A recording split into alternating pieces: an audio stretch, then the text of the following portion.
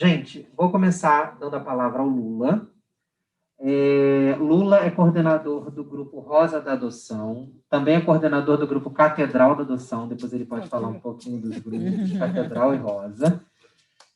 São grupos irmãos, né? O Catedral nasceu do Rosa, e o Cores também tem a honra de nascer do Rosa. Então, pensando nessa descendência afetiva, Lula é pai do Cores, né? Ou melhor, avô, né? Avô do Cores. Não, avô... pai do Cores, é verdade. Avô é o café. Ah, sim, porque o Rosa veio do grupo Café com Adoção, que foi o primeiro grupo na capital, há mais de 18 anos, não é isso? O café deve estar com 19 anos. 19 anos por aí. Já está na maioridade. E aí a gente brinca que é verdade, brinca que a Solange é a avó do Cores. E a gente gosta de fazer essa menção, porque não é à toa, gente. Um pouco de tudo que nos inspira enquanto grupo vem da experiência de ter passado pelo Rosa e ter aprendido com as pessoas que nos antecedem, né? Quem puxa os seus não degenera. E não é à toa que a gente está sempre buscando alguém do Rosa para vir falar, para estar aqui conosco, porque eles nos ensinaram a ser grupo de apoio à adoção. E se estamos aqui hoje, se eu me sinto motivado a trabalhar com adoção, eu devo muito ao Lula, à Silvânia e às pessoas que comigo lá estavam, quando eu também comecei essa caminhada há alguns anos atrás. Hoje a gente vai falar de busca ativa. Lula trabalha com busca ativa já há muitos anos. E aí eu já deixo a dica para vocês. Se ao final dessa noite você se sentir motivado a buscar, né, o seu filho ou a sua filha de forma ativa através dessa ferramenta, que vocês vão entender do que se trata, gruda no Lula. Ele é o cara, ele é a pessoa que vai poder ajudar vocês. Tá bom? Com a palavra. Boa noite a todos. Obrigado, Saulo. Obrigado, Luiz. Obrigado, Cores. Para mim é uma honra estar aqui. Não é palestra, tá? Eu vou falar mais da minha vivência. Eu acho que eu não tenho um perfil de palestrante, então se alguém quiser, em algum momento, parar para me fazer qualquer pergunta, eu estou às ordens. Eu sou pai por adoção de hoje 2 avós recentes, porque minha filha vai fazer 20 anos e meu filho vai fazer 19. Então tem uma caminhada aí. Eu já caminho na causa há uns 18 anos, 19 anos, mas como coordenador de grupo de apoio, eu estou no Rosa há 12 anos. O Rosa tem 13 anos e eu comecei participando lá do Café com Adoção, embora eu não era coordenador, mas desde o início do café eu estava lá. Então, vocês sabem aqui o que é busca ativa? Não? Busca ativa, lá atrás, quando quem começou esse trabalho, inclusive, foi o grupo de apoio Quintal da Casa de Ana. Que o que é busca ativa? Busca ativa é quando se tem uma criança disponível para adoção que não foi encontrado ninguém no cadastro, hoje no Sistema Nacional, antigamente no CNJ, disponível para aquela criança. E aí se começa a busca ativa. Quando começou lá atrás, eram coordenadores de alguns grupos de apoio. Hoje em dia, graças a Deus, esse movimento cresceu tanto que eu estou num grupo da ANGAAD, que está todos os grupos. Hoje, para vocês terem ideia, nós somos 210, de 205 a 210, agora a última informação que eu tive, eu acho que é isso, 205 a 210 grupos de apoio à adoção em nível Brasil.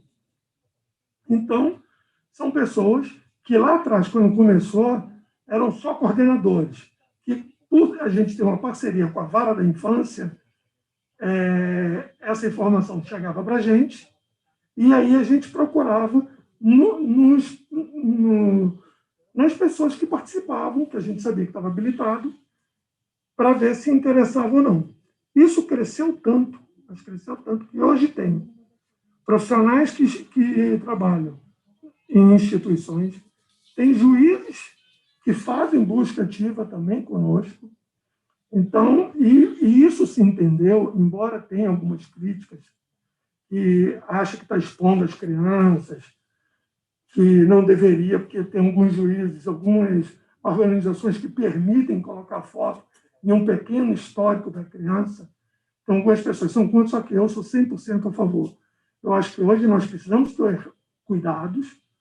Eu peço para que todo mundo que entre na busca ativa, que queira a busca ativa, vocês tenham a clareza que a busca ativa são as crianças que geralmente estão fora do perfil de vocês.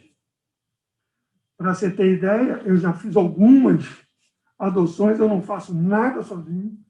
Eu brinco que eu só faço barulho, mas então depende do juiz, depende da equipe técnica. Então a informação vem para mim, eu coloco num grupo de busca ativa e as pessoas que querem entram em contato comigo, eu passo essa informação para a equipe técnica e aí, dando certo, vendo que o negócio vai evoluir, eu boto em contato com a equipe técnica da vara. Busca ativa nada mais é isso. Para vocês terem ideia, hoje eu estou numa busca ativa com o quintal da Casa de Ana de 4 crianças que precisa, que é uma nova modalidade, que tem esse entendimento também. Hoje em dia, você ter adoção de um casal para adotar 3, 4, 5 crianças é muito difícil. Então, hoje, está tendo um entendimento que pode dividir, desde que os habilitados se comprometam a manter o vínculo dessas crianças. E manter um vínculo é, pelo menos, nos aniversários de cada um deles, uma vez a cada 2 meses, vocês manterem esse vínculo. Então, isso é um trabalho também que são as crianças que também entram. Hoje a gente está com 4 grupos que eu estou tentando uma menina. São irmãos, então precisa querer uma menina de 10 e um menino de 12. Os menores vão ficar juntos e já escolheram. Outra coisa também que eu me lembro, a busca ativa, a gente não sabe em qual localidade vai ser. Então, a gente informa para vocês, faça uma reserva financeira. Se vocês precisarem viajar, o custo é de vocês. Todo mundo que está num processo de habilitação vai ser avaliado por uma psicóloga e por um assistente social. Nós recomendamos que vocês tirem cópia. Hoje em dia as varas estão sem cópia, mas só chegar no cartório, pegar a documentação e tirar foto. Como é que chama? Para tirar foto no papel, que hoje tem aplicativo. Que eu sou ruim. Isso. Então, que vocês tenham essa documentação. Que isso tudo facilita no processo lá da equipe técnica. E essa informação que eu vou dar hoje aqui, porque eu também tive, no nosso grupo, a gente falou sobre busca ativa, só que a gente chamou uma pessoa da vara para falar sobre busca ativa. Eu não sabia dessa informação que eu vou dar para vocês. Geralmente, na busca ativa, vocês não estão no perfil daquela criança. Geralmente estão fora do perfil. O que a gente orientava é que você ligasse para a vara, aumentasse o seu perfil.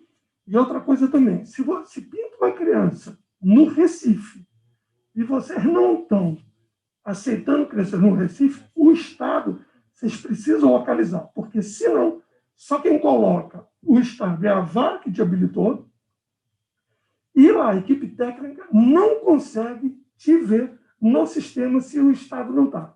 Isso eu vi acontecer numa busca ativa que eu fiz. Só que hoje, no Rio de Janeiro, eu não sabia dessa informação, eles não estão ampliando para a busca ativa. Eles estão pedindo que a CEJAI faça essa ampliação dos habilitados no Rio de Janeiro. Eu achei um pouco complicado no primeiro momento que eu estudei, mas depois me alegrou, porque essa informação veio da assistente social da primeira vara, que é uma forma que eles vão ter de ver o trabalho da busca ativa. O trabalho da busca ativa cresceu tanto que hoje tem aplicativo no Rio Grande do Sul, tem um CNJ do Recife fazendo, eu não sei se vocês lembram aquele Adote um Torcedor do Esporte Recife. Isso foi uma busca ativa, que foi adotado um menino de 17 anos, que foi para Minas. eu acho que na época eram 12 ou 15 crianças, foram 9 ou 10. Então, hoje tem para mais de 10 instituições com aplicativo. Aqui, o Rio de Janeiro, o Ministério Público faz isso. Quem quiser tem que mandar a documentação tudo online, aí vai ter uma senha e entra. Então, hoje tem várias maneiras de fazer busca ativa. O Cruzeiro também tem esse trabalho. O Fluminense aqui no Rio, eu tive num lançamento, não sei se está em vigor, mas eles estavam também nessa campanha de busca ativa. Então, é a forma que a gente tem de dar visibilidade para essas crianças e que é maravilhoso. Quando o Saulo me convidou até para falar, e olha que eu já tenho muita gente que eu ajudei. Um erro meu, porque como a gente nem pergunta na habilitação quem são vocês, o que é que vocês fazem, e na busca ativa também não. Então, eu só me lembro da busca ativa, eu fiz uma busca ativa em 2000. Alguém perdeu uma máscara? Uma máscara aqui no chão. Desculpa. Nada? Tá meio fedinho. Você falou assim, obrigada. Então, eu não estava nem me lembrando das pessoas que eu fiz a busca ativa. Eu só me lembro de uma, eu vou até contar esse caso rapidinho, que eu estava em Brasília, num evento, fazendo um curso, eu fui inventar, e aí eu digo que é o universo que conspira, que eu sou carioca, moro aqui no Rio, coordenador de grupo de apoio, fui inventar de fazer um curso presencial em Brasília durante 10 semanas. Eu ia de carro e voltava de carro. Nesse meio tempo, teve o evento da Graf, que o Saulo é presidente. Eu estava em Brasília, o Saulo, não, fica aqui. Vou tentar resumir o máximo essa história. Eu tenho uma doença autoimune, 2 doenças autoimunes, e aí fui numa farmácia de manipulação, sempre com a camisa da adoção. Aí a moça lá me perguntou, Lula, conversando sobre a doença, mas o que é adoção? Eu digo, não, adoção de criança. Tá bom, né? Pô, tem uma amiga minha que é habilitada. Ela está querendo, você tem como ajudar? Eu digo, eu faço busca ativa. Para resumir a história. Conheci a Karine. A Karine, a gente estava num grupo aqui de 5 crianças para adoção. Era um casal de gêmeos, todos irmãos, de São Gonçalo. Um casal de irmãos e mais 2, que agora eu não estou me lembrando, e essa menina, Ana Júlia, que na época acho que tinha 3 anos ou 2 anos e pouco, que ela não andava e não falava. E a gente não estava conseguindo habilitação. E aí eu falei com a Karine quis vir, aí eu brinco que essa busca ativa eu reconheço como eu feito, porque eu trouxe e como eu vinha e voltava toda semana, eu trouxe ela de carro para o Rio, levei ela em São Gonçalo, tempos depois eu participei da audiência com ela em São Gonçalo, que ela veio de Brasília, e aí ela teve que voltar, a certidão não ficou pronta, e eu que peguei essa certidão em São Gonçalo e levei para ela em Brasília. Então, eu brinco que essa, sim, eu reconheço que eu fiz a busca ativa toda. É a Ana Júlia, eu digo, grave esse nome. Esse ano eu perdi um irmão meu em Brasília por causa da Covid, tive com ela, e a menina hoje já está durinha, já fica sentada, a gente vê que ela entende o que a gente fala, ela ainda não fala, né? Mas a menina linda, os olhos dela, os olhos da mãe, é uma mãe monoparental, e para surpresa minha, ela acabou entrando numa outra busca ativa e adotou mais 3 em Minas. E está na boca para ser vovó.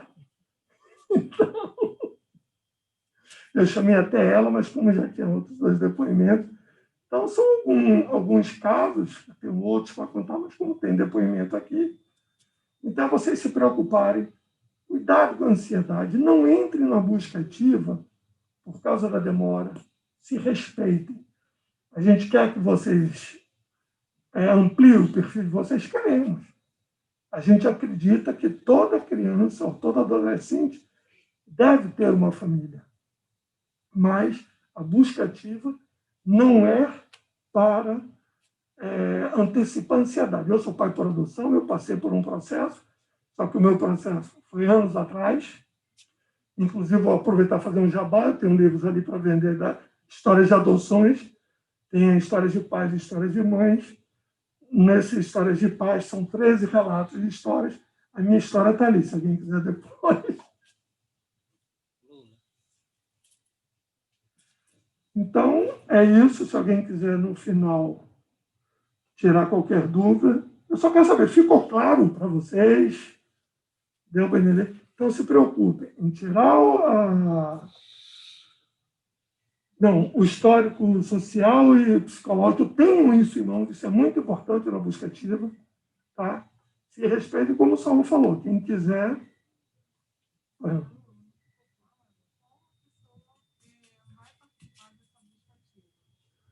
É só... Tem. Através... Pode ser comigo. Comigo, eu posso depois disponibilizar o meu telefone, quem quiser, ou ver até se eu tenho um cartão, eu coloco num grupo. E fora esse grupo, tem do Ministério Público, tem um grupo de... É o ADOT, que é do Rio Grande do Sul, tem vários hoje. Comigo, eu recebo essas informações a nível Brasil. E eu replico num grupo que eu tenho de pessoas habilitadas. Mas, para isso, só podem ser pessoas habilitadas.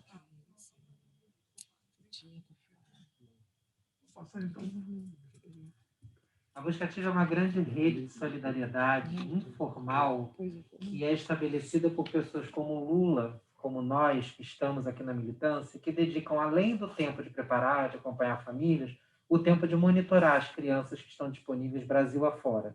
E aí são chamadas cegonhas, né? Essas cegonhas criam grupos de WhatsApp, trocam informações entre si e disponibilizam esse contato para outras pessoas. Então, por exemplo, o Lula faz parte de grupos de busca ativa também no WhatsApp. Ele pode te inserir nesse grupo. Você vai receber as informações, vai ter contato como ele com outras cegonhas, vai poder ter informações sobre essa criança e aí entrar de uma forma mais rápida em contato com a criança em qualquer lugar do Brasil. Tá? Luiz Fernando, quer apresentar as pessoas que estão aí no virtual? Oi, gente, boa noite, tudo bem? Será que eu queria fazer uma pergunta para o Lula também, não sei se a gente faz agora ou faz ao final, o que você acha, Saulo? Eu tinha combinado com os convidados 20 minutos para cada um e no final meia hora de bate-papo. Tá ótimo, tá bom. Tá? Então vamos lá. Erasmo já está aí? Erasmo já está aqui, é quem eu vou chamar agora. Tá. Queria chamar agora para trazer, agora a gente entra num momento que são os depoimentos de pessoas que formaram suas famílias através do mecanismo de busca ativa. E eu conheci o Erasmo Coelho na rede social, porque o Erasmo, me parece, me corrija depois, Erasmo, ele fez o processo dele de adoção, correu durante esse período de pandemia, que é um período que a gente sabe todos os trâmites têm sido também prejudicados. E o Rogério tem um perfil, né, no Instagram, ele é bastante ativo em relação ao mundo da adoção. Então fiz esse convite ao Erasmo para que ele possa contar um pouco da história dele, como ele encontrou o filho dele, como tem sido a experiência de ter a sua família formada a partir da busca ativa. Erasmo, você consegue ouvir a gente? Já consegue assumir aí? Em seguida teremos um segundo depoimento, tá bom, pessoal?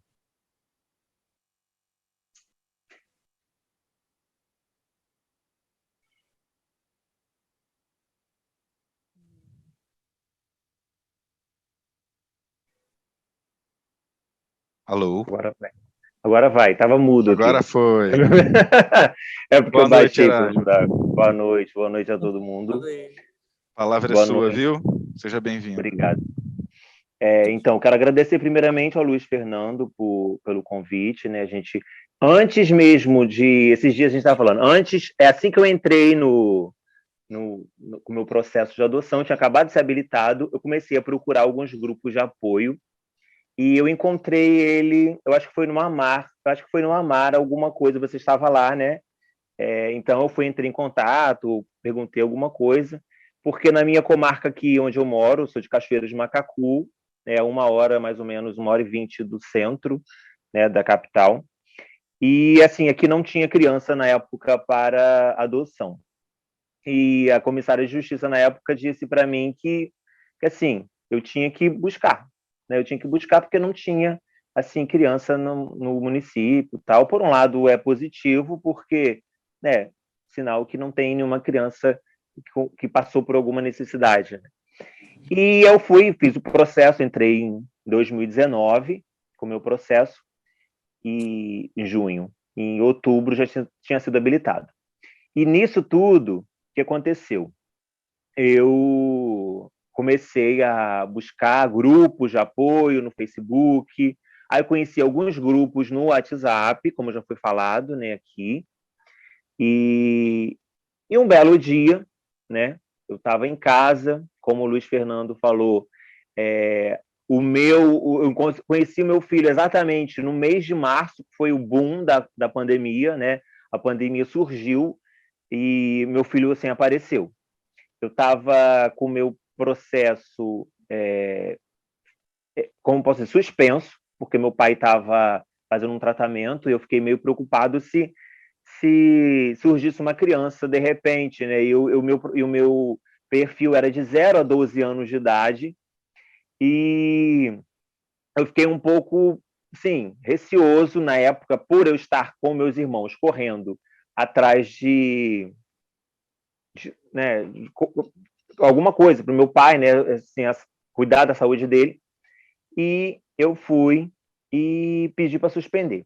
Mas, como a gente ouve das cegonhas, né, que Deus não dá filho trocado para ninguém, né? E eu estava em casa tomando meu café em março, finalzinho de março, abril, finalzinho de março. Eu vejo uma foto do Gustavo, que é o meu filho. Ele estava com a roupinha de escola, com o dedinho assim, foi num grupo de WhatsApp. Eu olhei para aquele menino, eu tinha tentado já algumas outras crianças na busca ativa. Uma coisa que a gente precisa saber que nem todo contato que a gente faz com uma cegonha é sinal de que aquela criança vai ser seu filho, né? Às vezes pode ter uma criança que quer um pai e uma mãe e, né, não aceita só um pai, não aceita, enfim. E as crianças, algumas crianças, eu tinha, acho que uma semana, ou 2 ou 3 semanas anteriormente ao Gustavo, tinha aparecido um garotinho que tinha 6 anos, ele tinha deficiência intelectual leve, que o meu perfil era de 0 a 12 e 11 meses, e poderia, né, ser de qualquer sexo também, e ter algumas necessidades, assim, que não fosse tão, como posso dizer assim, que exigisse tanto de mim, né, porque eu sou um pai solo, então eu precisaria de ter alguém para me ajudar, para me auxiliar nessa questão. Então eu preferi não ampliar nessa questão. Conversei com a psicóloga, assistente social.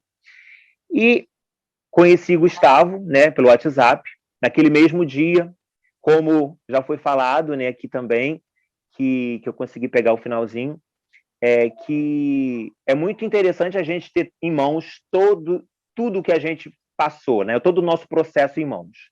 Eu tinha meu processo que eu peguei, porque eu já fazia parte dos grupos, e nos grupos eles me instruíram a ter a sentença, os estudos, né, social e psicológicos, eu tinha tudo isso em PDF.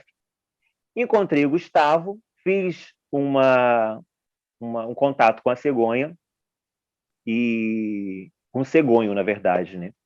E naquele mesmo dia que eu fiz o contato com ele, fiz o contato, assim, não tinha certeza de que iriam me ligar, enfim. Falei assim, eu vou ligar. Eu tinha me encantado pela criança e fiz o contato. Naquele mesmo dia que eu fiz o contato, o fórum me ligou. Eu sou do interior do Rio e o Gustavo era da Grande São Paulo, né? Acho que a cidade dele era da Grande São Paulo. E aí eu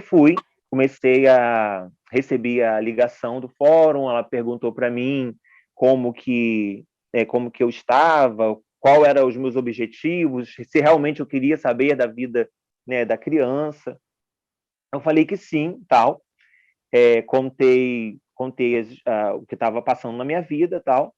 e ela foi e marcou uma reunião para o dia seguinte. No dia seguinte, nós nos reunimos e conversei com a assistente social, a psicóloga do abrigo, e fomos, né? Conversamos, tal. Aí eu fiz N perguntas, né?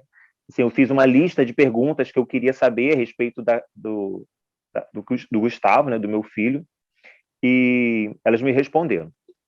Algumas coisas eu só descobri depois que eu estava em casa, porque uma coisa também que a gente precisa de estar muito ciente, por mais que um fórum, né, e um abrigo diga para você uma determinada coisa a respeito de uma criança, eles não têm domínio 100% do que aquela criança passou, vivenciou, né? Então, o que vai mesmo fazer ali a convivência vai ser o tempo que você está com seu filho. E eu fui descobrindo algumas coisas, ele foi me contando algumas coisas, enfim. E começamos com a nossa aproximação. Um diferencial também da minha vida, né, da minha vida e do meu filho, foi que nós nos conhecemos no início da pandemia e que todo o nosso processo foi 100% virtual. Existem processos que começam, né, por videochamada, como tem acontecido, e eu acho que depois de mim, eu acho que já teve outros processos, né, que deram certo também através de né, ser virtual.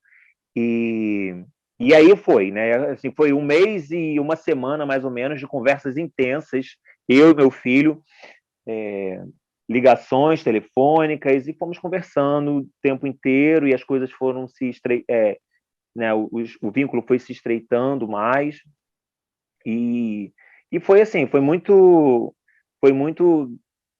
gratificante, e eu fiquei muito feliz ao mesmo tempo, com muito medo, né? Porque era uma coisa muito nova, eu jamais imaginei que o meu filho fosse vir de forma virtual, que eu não tivesse esse momento de encontrá-lo, de levá-lo ao shopping, de levar para tomar sorvete, de conversar com ele. Era tudo virtual e eu tinha os meus medos, né? Mas, de uma certa forma,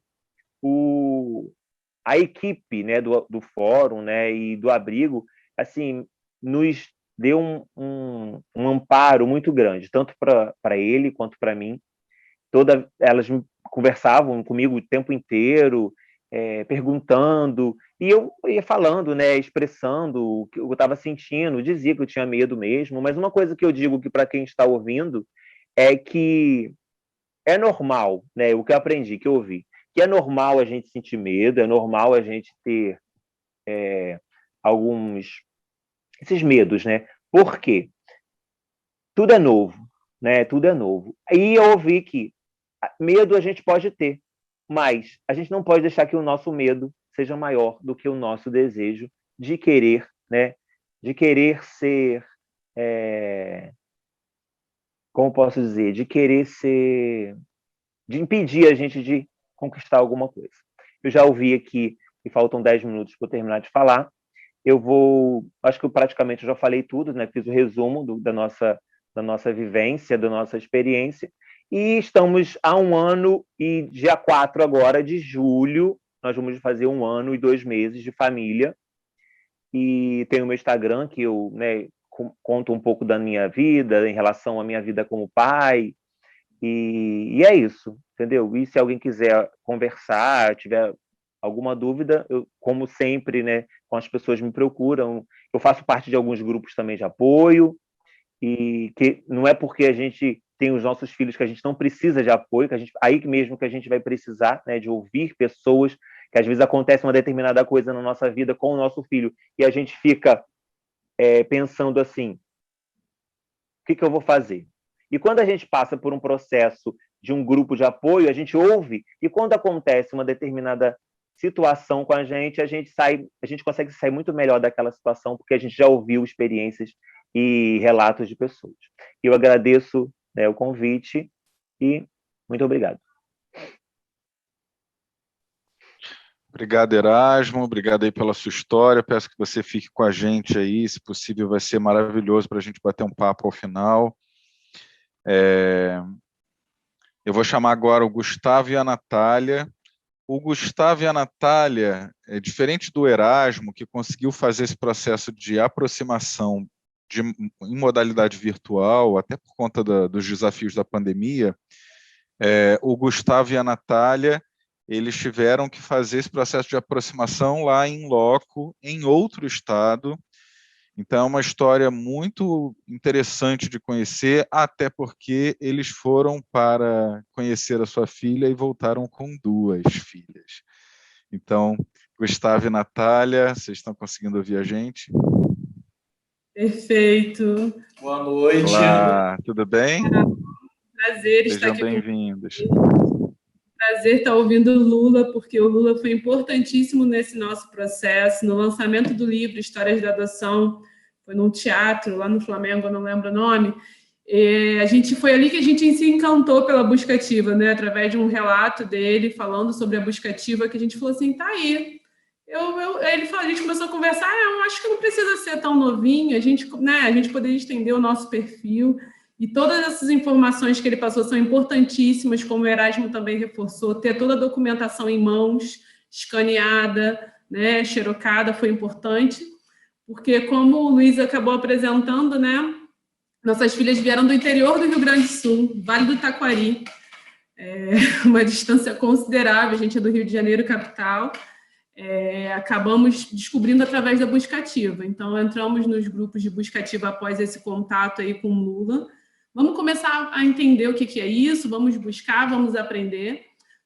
Somos do Café com Adoção, entramos em contato com Solange, Patrícia. Patrícia, a gente quer a buscativa, a gente resolveu, né? A gente, na verdade, não tem nenhum impedimento para a gravidez, né? Para a gestação.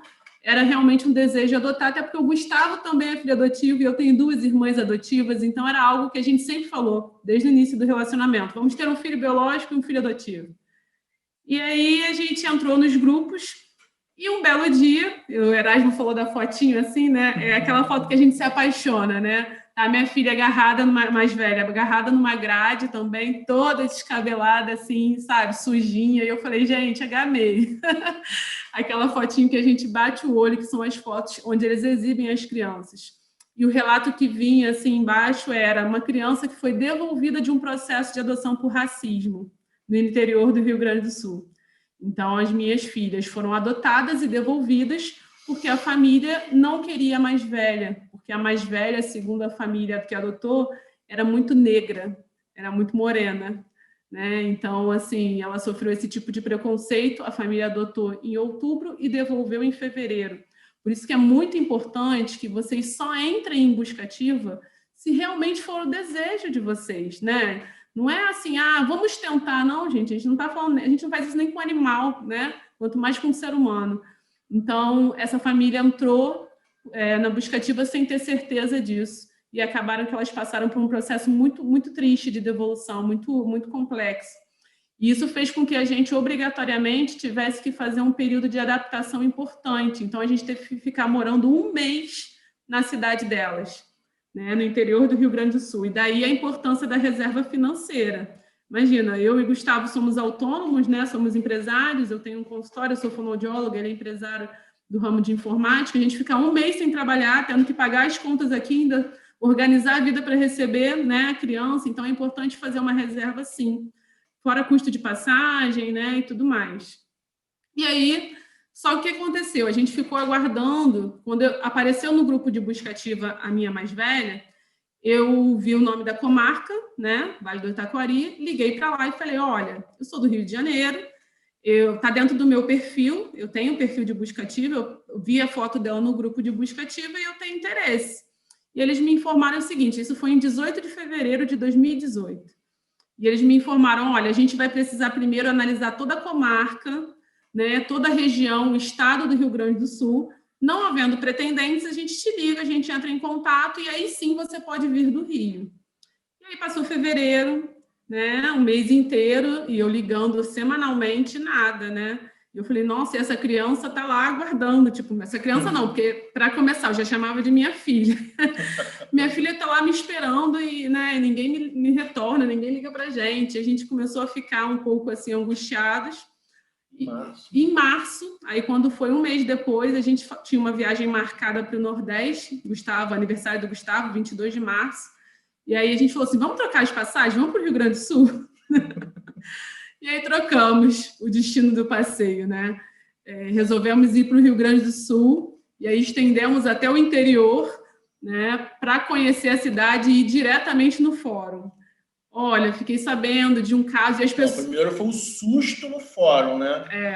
Quando nós entramos no fórum e falamos assim, olha, nós ligamos para cá, nós somos um casal que está interessado na menina que foi devolvida. A secretária olhou, ué, vocês estão aqui?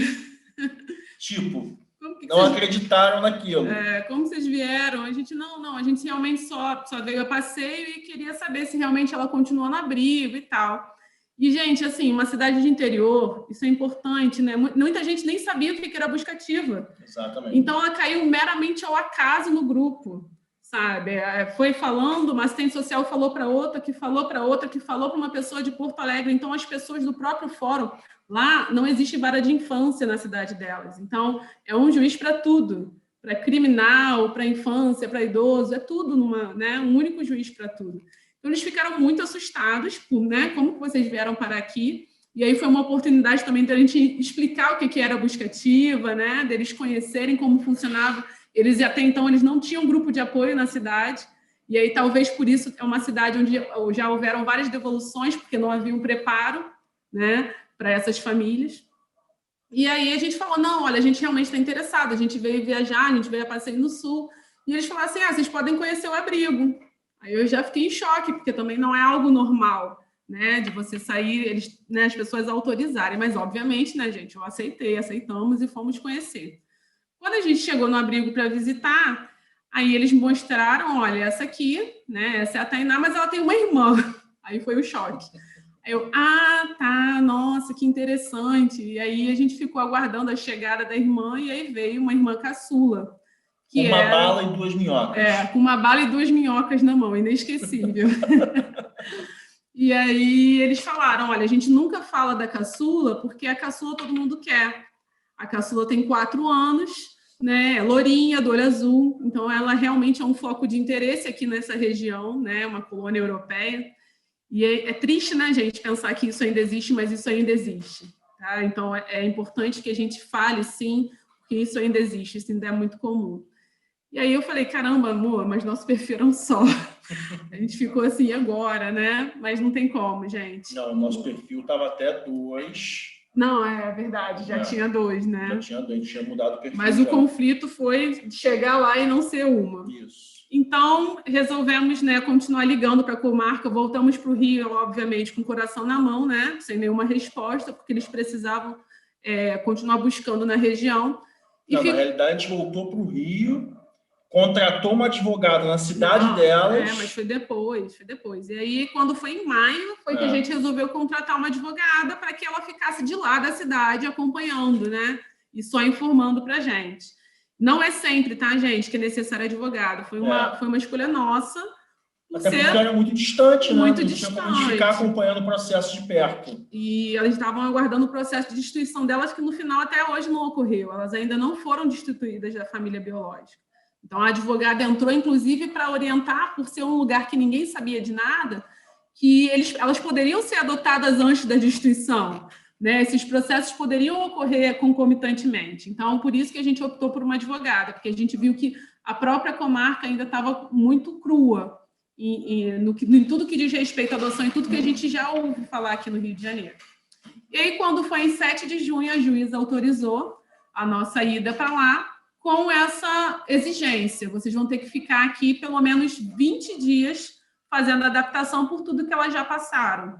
Então, a nossa caçula é vítima de violência física grave, tá? De ficar no CTI. Ela foi encontrada depois de 3 dias amarrada a uma cadeira sem comer. Então, assim, ela era uma criança realmente, ela tem lesão em órgão interno, né? Então, ela é uma criança que tinha muitos comprometimentos físicos por conta das agressões. Ela tem os dedinhos tortos, assim, né? De tanto tempo que ela permanecia amarrada.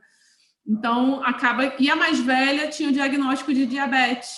E foi por isso que ela foi colocada em busca ativa, por ser uma doença, né, crônica. Então, além da devolução. E aí, quando foi em 7 de junho, fomos autorizados. E no dia 14, uma semana depois, largamos tudo aqui. Por isso que eu falo da importância da reserva financeira, né? Para não ficar nessa, e agora, como é que vai ser? E ficamos de 14, né, de junho até o mês de julho lá, morando na cidade. Alugamos uma casinha lá, um quarto-sala na cidade, ficamos realmente morando. Detalhe, não foi aproximação assim. Ó, vocês vêm hoje, passam o dia com elas e devolvem no final do dia. Chegou lá, a juíza já tinha assinado a autorização e a diretora do Abril falou, ó, leva, vai ficar com vocês os 30 dias. Então, não teve aproximação de ir e vir. Não. Elas já foram morar com a gente desde o primeiro momento. Isso é uma coisa também que não é comum de acontecer. Entendeu? Mas foi o que a Natália falou.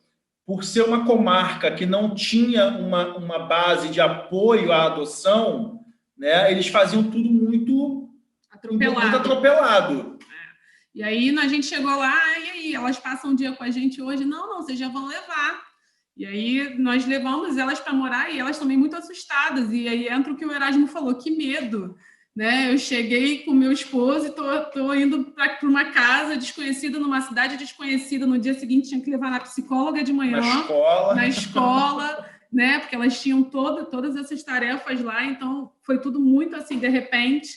Elas não tinham roupa suficiente, porque a roupa do abrigo, algumas eram compartilhadas, então a gente também não podia sair com elas da cidade. A cidade só passa um ônibus à cidade delas. Proibido de sair da cidade, só podia ficar na cidade delas. Não tem shopping, né? A cidade só tem 2 ruas, na verdade, uma rua que vai e uma rua que volta, assim. Uma cidade muito pequena, onde a gente ficou conhecida, a gente fez amigos morando um mês lá. Então foi tudo muito rápido e a gente tinha que ali pela cidade, então os amigos, não, eu tenho um casaco para emprestar para ela. Não, a gente acabou conhecendo pessoas que ajudavam, que mostravam onde a gente podia encontrar coisas. Então, foi tudo muito de repente. A gente chegou no dia 14, dia 19, a caçula fazia aniversário. A gente teve que providenciar uma festa, assim, em 5 dias. Agora, inclusive, fizemos a festa no abrigo. Dentro do abrigo. Então, assim, foi tudo muito rápido e muito assustador mesmo, porque, né, foi tudo muito de supetão, de surpresa. Mas foi fantástico e maravilhoso. Assim como o Erasmo falou também, né, vieram na medida certa, não tem erro. As cegonhas não erram, né, elas existem e não erram. E hoje a gente está muito feliz, hoje a gente está há 3 anos com elas, fez 3 anos agora em julho, tá? Ainda não foram destituídas, a gente ainda não tem as certidões, mas desde... O nosso processo é assinatura sem prazo de renovação. Desde que a gente saiu de lá, a gente pegou essa guarda, né, que é até o final do processo, então acaba sendo mais seguro, a gente não precisa ficar voltando à cidade para renovar essa guarda. Aí, assim, resumindo, foi isso, né, a nossa busca ativa, e sou muito grata a toda a equipe, né, da primeira vara, porque na época o doutor Pedro, que era o juiz, eu não sei se ainda é, eu acho que não, quando a gente chegou, a nossa habilitação, né, mas não, a Sala apontou lá, quando a gente chegou lá e falou, olha só, nossa habilitação ainda não ficou pronta. Ele, mas vocês estão por quê? Busca ativa. Ele, não, vamos correr com isso. Então, todo mundo ajudou muito. A gente entrou na fila, no processo de adoção, efetivamente, assim, na fila para começar o processo de habilitação em dezembro de 2017. Ficamos sabendo delas em fevereiro de 2018. E a nossa habilitação definitivamente saiu em abril de 2018. Né? Aí, em junho, a gente traz elas, né? A gente chega até a cidade, foi tudo muito rápido. Mas por quê? Por conta do perfil. Então, a Tainá era uma menina de 7 anos com diagnóstico de diabetes, numa cidade do interior, onde a cultura é europeia, todo mundo, né? Então, a questão do racismo ainda existia, então, por isso ela entrou nesse grupo. Hoje, as buscas ativas estão mais relacionadas a grupos de irmãos maiores e a crianças mais velhas. Né? Futuramente a gente pretende entrar na fila de novo, agora para um menino, Lula, já fica aí, ó. Né? Agora para um menino, né? Já tem muito rosa aqui, muita menina, elas querem rosa para tudo. E foi isso. Então, assim, vou chamar elas, que elas adoram participar. Adoram dar um oizinho para vocês conhecerem nossas princesas. E qualquer dúvida também a gente se coloca à disposição, tá bom? Muito obrigada pelo convite. Dá um oizinho aqui. Essa é a minha... Essa é a grandona. É a Tainá. E essa é a Thaís. Viu? Obrigada, gente. Um prazer, tá? Boa sorte a todos.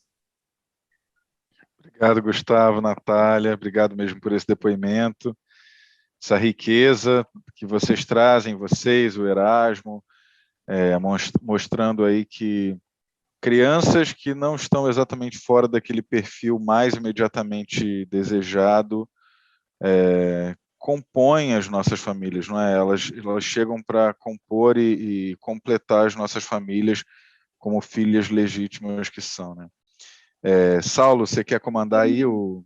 Só pontuando uma coisa, no Diga final lá. ela não tinha o diagnóstico de diabetes. Tá? Quando a gente chegou aqui no Rio, que a gente fez todos os exames, ela não tinha diabetes. A gente descobriu que era uma estratégia da família biológica para ter um acréscimo no Bolsa Família. E lá na cidade, quem tinha doença crônica tinha um acréscimo. Então, assim, no final, aquilo que constava, a mais velha teria diabetes e a mais nova doença celíaca. Não era real. Tá? Inclusive, a mais velha chegou a tomar insulina. Chegou a tomar insulina sem precisar. Nossa. Então, assim, é só para a gente ter uma noção que é exatamente o que o Erasmo falou, só na convivência, né? E, assim, hoje ela tem um déficit, né, de aprendizagem importante justamente por não ter consumido glicose, né, num cérebro em desenvolvimento. Então, ela ficou, assim, com uma deficiência, né, cognitiva leve, mas, assim, totalmente tratável. A gente conseguiu, né, a gente corre atrás, a gente ajustou algumas coisas com a escola, algumas adaptações, mas assim, para a gente ter uma noção de que muita coisa a gente só vai realmente ver, né, com a chegada da criança. Então, por isso que eu falo, tem que realmente ter esse desejo do busca ativa, tem que avaliar, né, como o Erasmo falou também, uma criança que talvez vai demandar muito, né, de uma rede de apoio, de um cuidado, isso tudo tem que ser avaliado. A gente estava pronto mas no caso não aconteceu, não eram essas doenças. Muito obrigado, Natália, Gustavo. Os relatos de vocês, Erasmo também, muito obrigado. Os relatos de vocês nos trazem uma perspectiva bacana sobre as crianças que estão sendo entregues, né, para nós no mundo da adoção. Nenhuma história que leva uma criança ao universo da adoção é uma historinha fácil, tranquila, né? E quando a gente pensa em violência contra as crianças, a gente não tem... Eu fico espantado, né? Eu não vislumbro a capacidade do ser humano de se inventar nesse campo, né? Você drogar, porque é drogar, né? Você dá insulina para uma criança para você conseguir dinheiro, né, de uma atrocidade, de uma vilania que não tem fim. Obrigado, inclusive, por compartilhar isso com a gente, tá? Porque não é muito comum em depoimento de busca ativa as pessoas entrarem em tantos detalhes. Isso também passa, na minha leitura, por uma boa preparação de vocês. Vocês lidam bem com a história e conseguem falar bem com a história. Então, um trabalho muito bem feito do Café com Adoção, né? Conseguiu, de fato, sensibilizar vocês para o que é a busca ativa, porque a gente não pode ter vergonha em nenhum momento dos nossos filhos, né? E nem da história deles, porque quando nós adotamos os nossos filhos, nós adotamos também as histórias deles. E nunca uma história de adoção pode ser motivo de vergonha. Então, parabéns, Erasmo, Gustavo, Natália, por compartilhar isso conosco. Muito obrigado por essa disponibilidade. Eu vou passar aqui a palavra para o Lula, que ele pediu, mas também vou abrir agora as perguntas. Luiz Fernando já tinha uma, eu quero fazer uma pergunta também para o Erasmo, e vou coletar as perguntas aqui entre as pessoas. Como a gente tem mais meia horinha, eu vou propor, de repente, eu transmito aqui as perguntas para vocês no microfone, para ser mais rápido, e aí a gente faz uma rodada entre Erasmo, Gustavo e Natália, com resposta, se a gente puder tentar ser o mais objetivo, para poder responder o máximo possível. Então, 3 minutinhos no máximo cada resposta, tá bom?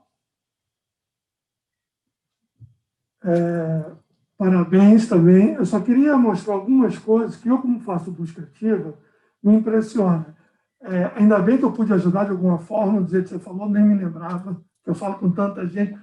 Mas olha só, uma criança que vem para a busca ativa e não tinha na capital nem na cidade ainda avaliado. Isso para mim é despreparo lá. Você entrou numa busca ativa que não era nem habilitada. Ainda bem que aqui, porque o juiz da quarta vara, ele voltou para a quarta vara, doutor Sérgio. Ele é maravilhoso. E como a busca ativa e tanta habilitação, nosso interesse é a criança, então são coisas que eu estava vendo, eu disse, caramba, ainda bem que deu certo. Outra coisa que eu peço, que vocês se preocupem. Uma criança que foi violentada, ficou... Então, uma instituição que pega as crianças e entrega, tudo bem, eles estavam morando lá, alugaram por 20 dias numa cidade pequena. Então, tomem esse cuidado também. Inclusive, mesmo que não seja busca ativa, a depender da idade, eu sei que a ansiedade, eu já tive do lado de vocês, mas hoje essas coisas me preocupam mais. Vão com calma, faz aproximação. Então, eu queria só pontuar isso, mas parabenizar e obrigado aí, então as ordens. Antes de abrir para as perguntas, eu queria pontuar umas coisas importantes para vocês. Pelos relatos, vocês percebem que a realidade de Brasil é completamente diferente dessa realidade que nós temos aqui, tá? Nós estamos numa capital de uma grande cidade, na capital de um estado que tem um protagonismo evidente no país. Então, ser capital no Rio de Janeiro, em São Paulo, em Minas Gerais, é completamente diferente de ser capital em outros lugares. Existem muitas comarcas de interior, mesmo no Rio de Janeiro e em outros estados, que não tem vara especializada, tá? É raro você ter no Brasil ainda vara especializada em infância. Então, o que isso quer dizer? Que o mesmo juiz, numa vara não especializada, o mesmo juiz que cuida de assuntos de adoção é o que cuida do roubo da galinha, da dissolução da vendinha da dona Marilza, do divórcio da dona Creonice, entenderam? Ele cuida de tudo, de crime a assunto empresarial e também de adoção. Na maioria das vezes, sem exceção, diria, são juízes que não têm a menor noção de como lidar com uma adoção, porque ela acontece, sim, pontualmente, quando aparece alguém interessado naquela comarca em adotar, tá? Então, eles literalmente colocam os pés entre as mãos. O trabalho das cegonhas também é facilitar, porque quando uma criança surge disponibilizada para adoção numa dessas cidades, assim como eles não sabem lidar com quem se habilita, eles também não sabem lidar com o que fazer com aquela criança, tá? E é bem comum dessa criança só sair daquela realidade quando uma cegonha descobre a existência dela, que deu entrada num abrigo, e faz essa ponte. Ou seja, mais uma vez, a sociedade civil organizada chegando aonde o Estado não consegue chegar. Então, o trabalho da busca ativa é isso, tá? São pessoas que doam a sua vida para fazer o que o Estado deveria fazer. Vou abrir para pergunta. Luiz Fernando, faz a sua primeiro, enquanto eu colho as perguntas aqui. Alguém quer fazer pergunta? Eu vou até a pessoa ou se transmito aqui. Pode levantar a mão. Faz aí, Luiz Fernando. Oi, gente, tudo bem? Peguei a Isabela, que estava aqui dando uma choradinha, que ela está querendo ir para a cozinha comigo. Dá tchau pro pessoal. Dá tchau. Isabela, tio tá com saudade. Faz muito tempo que eu não te beijo. Você sabia? Deixa eu chegar aqui na câmera para você me ver. Eu queria, antes da minha pergunta, olha lá, dá tchau pro Saulo. Olha lá, tio Saulo. Tá com sono, Luiz Fernando. Antes da pergunta propriamente, eu queria dizer que, é claro, não é esse o entendimento de vocês que estão aqui de maneira assim, legítima e rigorosa, buscando seus filhos dentro do espectro do amor, do direito, do que é correto. Só para dizer que a busca ativa não é um processo que coloca a criança no lugar de objeto, como se houvesse um Tinder que você vai passando foto para ver se dá match, né? A criança é um sujeito de direitos, e isso é muito importante. Nós tivemos, inclusive, há uns 2 anos atrás, um episódio que chocou, assim, que chamava Passarela da Adoção, que as crianças faziam desfile, né, para ver se... Acho que não era exatamente esse o objetivo, mas ficou uma sensação de... Era um desfile, sim, mas... Enfim, era um desfile, né? Não era essa a proposta de colocar as crianças ali à disposição, mas ficou trazendo uma noção equivocada aí do processo de adoção em busca ativa. Mas a minha pergunta é outra. Sim, diga lá. Eu acho que, já que a gente entrou nesse assunto, é bom a gente falar sobre isso, até para não ficar nenhuma dúvida, foi um evento feito numa cidade, se não me engano, Mato Grosso do Sul. Mato Grosso, pela Ampará, eu conheço.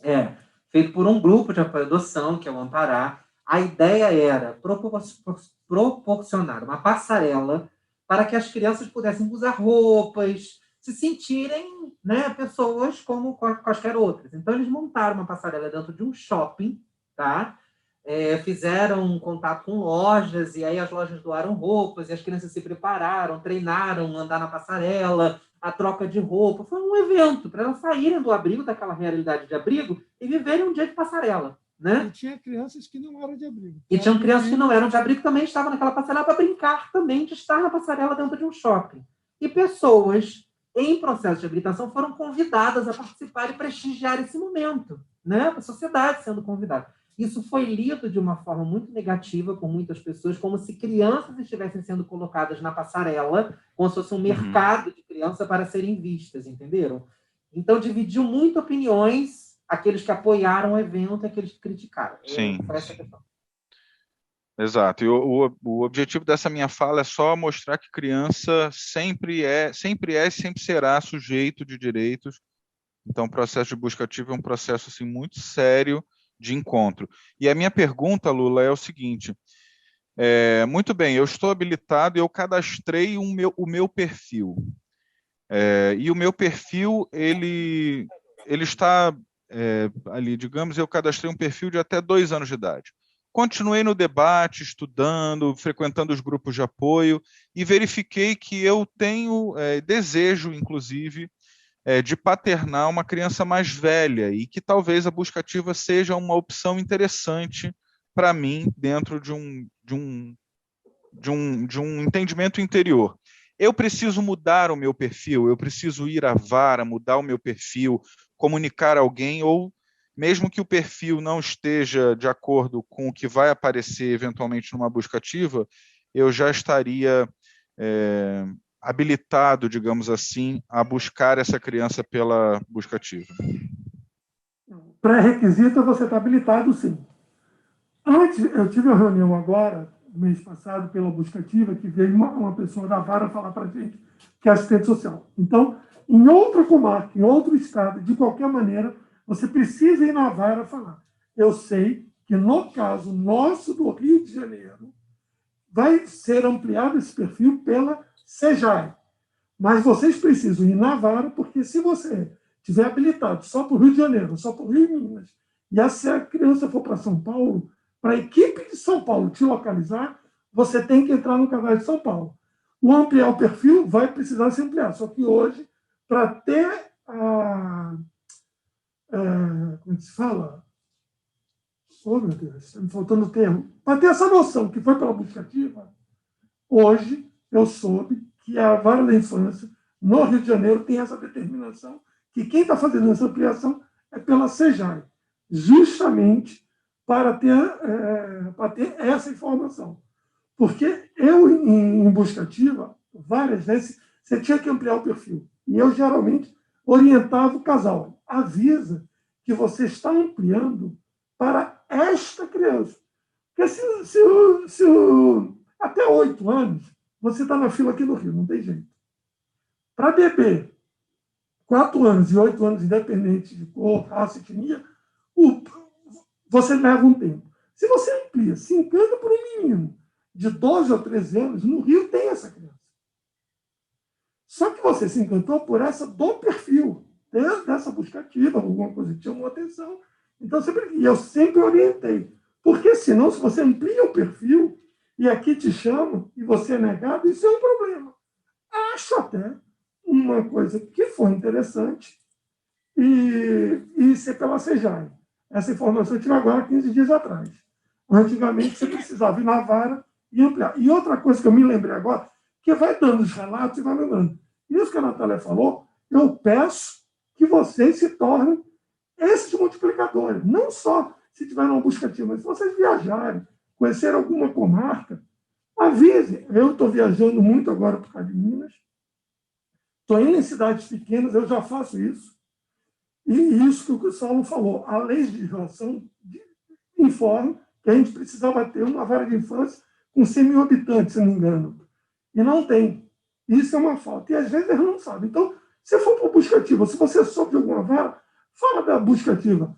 Eu estou com um cartão aqui, eu descobri, quem quiser depois, eu brinco. Qualquer coisa sobre adoção, em qualquer lugar do Brasil, pode disponibilizar meu telefone, é utilidade pública. E isso que a Natália falou, eu brinco que é a minha cachaça, então pode divulgar, porque a gente precisa levar essas informações para não acontecer de crianças estarem lá. E o que me espanta também é 3 anos, porque você está numa busca ativa, a criança não está destituída, que é um outro problema que a gente tem, que tem juízes que não destituem, é uma coisa. Agora, 3 anos depois, que já vieram para cá, tudo legalizado pela vara da infância, ainda está com esse problema, eu só queria depois saber se tem alguém questionando por que essa demora tanto. E outro problema que existe nessas comarcas pequenas, que às vezes o juiz atende várias varas, então não está lá. Atende às vezes 1 dia na semana, 2 dias na semana. Ficou claro, Luiz? Obrigado, Lula. Obrigado. Erasmo, uma pergunta para o Erasmo. Deixa eu chegar aqui para você me enxergar. Oi, querido. Prazer. Olá, boa noite. Erasmo, eu queria que você falasse um pouquinho do como é paternar solo. Eu estou perguntando porque eu estou nessa agora. Eu adotei meu primeiro filho quando eu ainda era casado, me divorciei, mas eu permaneci na fila da adoção para receber uma menina. Como é paternar solo? Como é paternar um menino que já é maiorzinho, né? Porque a maioria das pessoas tem aquele desejo de criança pequena. Fala um pouquinho sobre isso. A monoparentalidade de uma criança de uma idade mais avançada. Chega aqui rapidinho, Gu. Ele tinha sentado aqui, vou mostrar a vocês rapidinho para poder liberar ele, para ele poder jogar. Esse aqui é o Gustavo, meu filho, tá? Meu príncipe, que a gente se conheceu 2000, quando foi? 2020, né, filho? Foi. Então, ele chegou com 11 anos de idade. Então, vamos lá. Agora você está livre, tá? Então, eu falei com o Saulo com o Luiz, que eu ia pedir. Ele falou, ele estava nervoso hoje de manhã, ele falou para mim assim, que estava nervoso, que ele tinha que aparecer. Mas, enfim, como é ser um pai, né, solo? Não é fácil, não é fácil. Eu sabia que não seria tão fácil ser pai solo, porque tudo fica, né, para mim, né? Sou eu para tudo. Minha mãe e meu pai, às vezes, vêm aqui em casa, mas sou eu que preciso de ver escola, levar para tirar documento, né? Porque tudo sou eu. E assim, mas eu digo uma coisa para vocês, assim, a melhor coisa que eu fiz na minha vida, nesses meus 39 anos, meu filho é meu presente, sabe? Um presente, assim, uma criança maravilhosa, assim como o casal, agora eu me esqueci, o Gustavo, que também se chama Gustavo, né? E agora esqueci o nome da menina. Então, ela... Isso, eu, assim... Não existe, assim... Hoje eu entendo o que é amor, sabe? Assim, de ter esse... E as dificuldades, né? Como falei, assim, Ele chegou com 11 anos. Então, assim, a diferença que tem de ter um filho bebê, que depois, quando ele cresce, você tem que contar para ele que ele, né, veio por adoção. No meu caso, o meu filho já veio sabendo que ele teve uma história. Eu também falo muito disso. Aqui em casa, a gente conversa muito abertamente sobre a adoção. Ele me conta as coisas, sabe? De vez em quando ele vem com alguma questão da família biológica. Eu nunca falo mal, sabe, da família biológica. Agradeço, às vezes, falo assim para ele, filho, eu agradeço a vida da mulher que colocou você no mundo, porque sem ela, você não seria meu filho, sabe?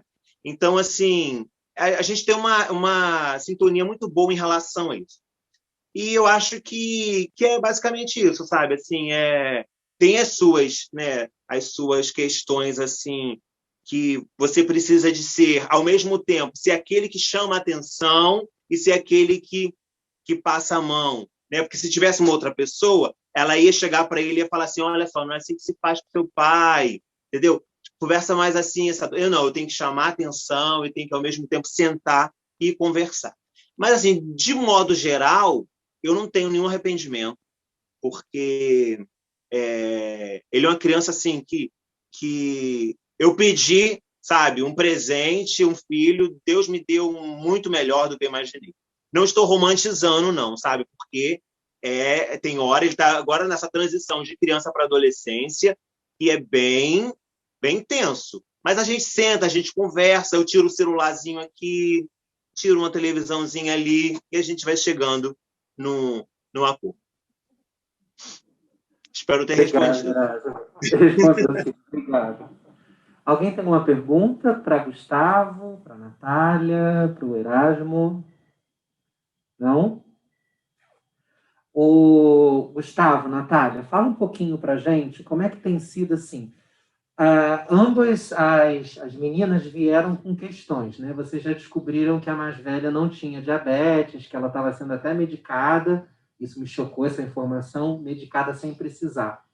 Mas como é, depois de adotar, ter que cuidar dessas questões de saúde, né? Até para descobrir que não eram tão graves quanto pareciam na busca ativa. E como que as meninas lidam com isso a partir do encontro com vocês? Se houve alguma mudança na perspectiva delas, na aceitação do próprio corpo, na aceitação da história, na compreensão da consequência, né, do que elas sofreram na família de origem, como é que vocês lidam com isso?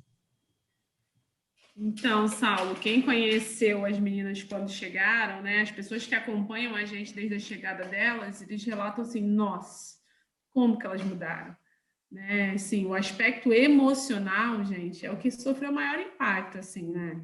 De uma forma muito louca as duas. A caçula, foi o que eu falei, foi vítima de violência física, né? E ela foi abrigada aos 2 anos. A mais velha foi mantida nessa família tóxica, porque ela tinha uma pensão paterna que sustentava toda a família, né? Então, ela, por ter uma pensão, eles esconderam ela quando, né, os oficiais de justiça foram buscar a caçula, falaram que era a única criança da casa, esconderam ela, e aí ela acabou ficando com essa família, né? A justiça devolveu a caçula aos 3 anos para a família biológica, e aí foi quando ela continuou sendo agredida. Então, ela é adotada, ela vai abrigada a primeira vez aos 2 anos e volta. Para a Tainá, isso foi tão louco que ela desenvolveu uma certa frieza, assim. Então, ela via a irmã apanhar tanto que o Gustavo sofreu um acidente, assim, cortou o braço, e ela viu o sangue, e a gente ficou assim, nossa, filha, você ficou tão tranquila. Ela, mãe, para mim era algo tão comum, né? Minha irmã vivia machucada. Então, isso, num aspecto emocional, para a gente, nossa, como a gente chorou quando a gente ouviu esse relato, né? O dano emocional vai além da questão da medicação, sabe? É a forma, é tudo que elas vivenciaram ali. É algo que para a gente era muito chocante, muito distante, muito. É como você falou, Saulo.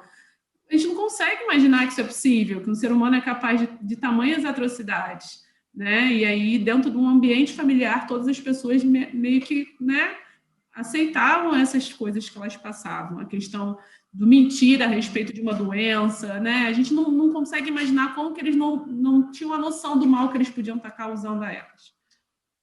E eu fico até embargada. E aí, assim que elas chegaram, a gente imediatamente buscou acompanhamento psicológico, né? Isso, inclusive, foi uma das exigências, né, da comarca. Olha, a gente quer que assim que você chegar lá, você vai mandar para a gente, que ela já iniciou o acompanhamento. A gente estava lá, a gente já tinha que mandar os dados da psicóloga daqui, exatamente. Eles queriam que elas estivessem em acompanhamento, até porque seria uma mudança muito brusca. A gente sai do interior do Rio Grande do Sul, de uma cidade onde não tinha ponte, não tinha prédio. 7.000 habitantes. 7.000 habitantes, para elas virem morar na capital do Rio de Janeiro. Então, assim, quando a gente estava no caminho, na estrada indo para o aeroporto, elas ficavam desesperadas. Que isso? Eu ficava, é uma ponte. Imagina, pegar um avião. Foi desesperador, foi tudo muito intenso. Uma mudança muito drástica, né? Com 2 estranhos que há 30 dias viraram meus pais. Mas elas, incrivelmente, eu falo que elas nos adotaram. Porque no dia que a gente chegou lá no abrigo, a cuidadora fala que elas ficaram na janela. Papai e mamãe chegaram, desde o primeiro momento, sabe? Então, assim, o desejo de ser adotado, e isso é algo que a gente escuta de várias crianças da busca ativa, porque a gente tem amigos que adotaram, a gente tem a Cris, que adotou 3 filhos em Unai, a gente tem Bruno e Priscila, que adotou o José com 12 anos em São Paulo. Isso é um relato que eles contam, porque elas também, assim como o filho do Erasmo, como o Gustavo, elas têm total domínio da história delas, e a gente valoriza isso muito, sabe?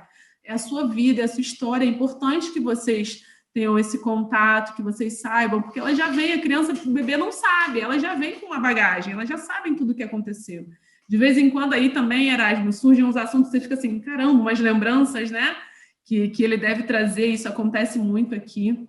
E aí, desde então, a gente foi elaborando, nós também tivemos acompanhamento, assim, sempre do pessoal da primeira vara, né? As psicólogas sempre conversando, a gente faz parte dos grupos de pós-adoção, né? Então, isso também sabe, assim, para a gente foi fundamental para lidar com toda essa história. E aí, hoje, percebo, assim, que elas estão, sabe, às vezes a gente para, Thaís esses dias fez uma coisa que me chamou muita atenção. Mãe, você lembra quando eu nasci? E aí a gente se olhou assim, daqui a pouco a gente começou a gargalhar as duas, né? Aí ela mesma esqueceu e eu ainda ia responder, porque é algo que, mesmo, filho, eu lembro. Aí depois começamos a gargalhar, porque depois a gente vai se adaptando e vai ficando tudo tão, né, tão mais natural, tão mais tranquilo, né? E isso foi se ajustando. Os primeiros 15 dias foram muito difíceis. Uma criança que só foi vítima de violência no nível que a nossa caçula foi, ela chegou muito agressiva, ela se mordia, ela nos mordia, ela chutava. Uma criança de 4 anos que a gente não conseguia conter muitas vezes, jogava prato longe. E hoje as pessoas falam assim, nossa, a Thaís parece um gato, né? Ela está sempre alisando, ela já veio aqui algumas vezes, vocês vão ver, ela está sempre querendo estar perto, é uma criança extremamente afetuosa. O amor transforma, né? Então, é isso. É amor, amor e amor. O que o Erasmo falou é muito importante, né? As pessoas que estão na fila e estão na busca ativa, que vão adotar crianças mais velhas, o importante é nunca tentar esconder ou não deixar a criança falar da sua história. Né? Porque eu, no início, eu fiz isso. A minha filha mais velha vinha falar da genitora, eu falava assim, não, que isso? Essa mulher morreu. Aí eu fui conversar com a minha psicóloga, e ela falou, não, Gustavo, tá errado. Quando ela vier falar, você deixa ela precisa falar. Né? A nossa mais velha, no Natal do ano... Do ano que ela chegou, de 2018. 2019. No Natal de 2019, ela desenvolveu um transtorno alimentar. Um transtorno alimentar que ela emagreceu o quê? Muito. Ela ficou pesando, ela perdeu tipo 8 quilos. E aí a gente entendeu, né, o quanto que ela estava angustiada. E aí ela explicou depois, ela conseguiu falar. Eu nunca tinha visto tanta comida. Eu nunca tinha ficado com tanta gente junta, né? Então, são coisas que, assim, que são realidades muito... Gente, é muito ímpar, sabe? A história que vocês relatam para a gente é pedagógico, né? Eu aproveito assim, o gancho para falar, para convidar as pessoas aqui a refletirem, né? Não é só a história tão drástica quanto das filhas de vocês, né? Todas as crianças que chegam para adoção, independente da idade, chegam com essas marcas. Volto a dizer, nenhuma criança que vai para adoção vai porque a família entendeu que aquela criança precisava ser cuidada, aquela ideia romântica da criança que foi posta na roda, né, por uma mãe consciente de que não poderia cuidar do seu filho. Isso não existe mais hoje em dia, né? São crianças expostas à violência, negligência, abuso, abandono. E a extensão da marca que fica em cada um deles, a gente não consegue mensurar. O acolhimento que vocês fazem, por isso eu direcionei a pergunta, é o acolhimento que todos nós devemos fazer aos nossos filhos, quanto mais quando eles carregam marcas. Meu filho chegou para mim com 3 meses, mas isso não quer dizer que ele não traga também marcas, né? Porque a gestação dele foi uma gestação completamente louca, né? Uma usuária de drogas, uma pessoa que não fez nenhum preparo de parto, a criança nasceu com N questões de saúde, foi um tratamento muito longo, por tudo que ele tinha trazido desde a gestação. Então, pode não ter memória do que viveu, mas tem marcas também.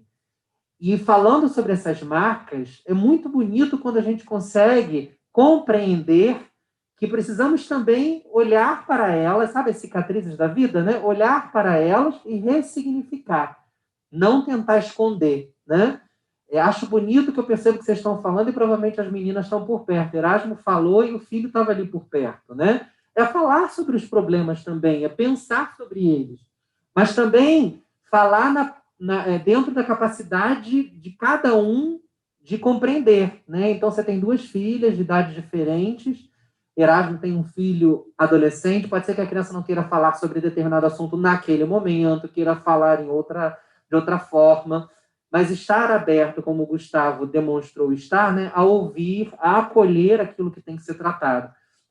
Meu filho tem hoje 4 anos de idade, mas pode ser que aos 12 ele me questione sobre as origens dele, né? Questione sobre os motivos pelos quais ele foi destinado à adoção. Ter um registro histórico, vocês falaram também sobre isso, né?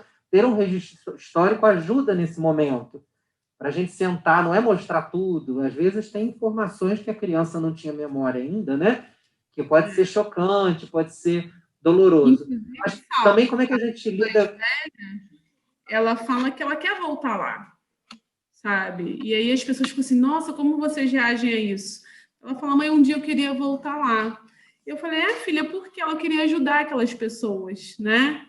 E eu achei interessantíssimo que ela falou, mãe, eles só me deram o que eles tinham.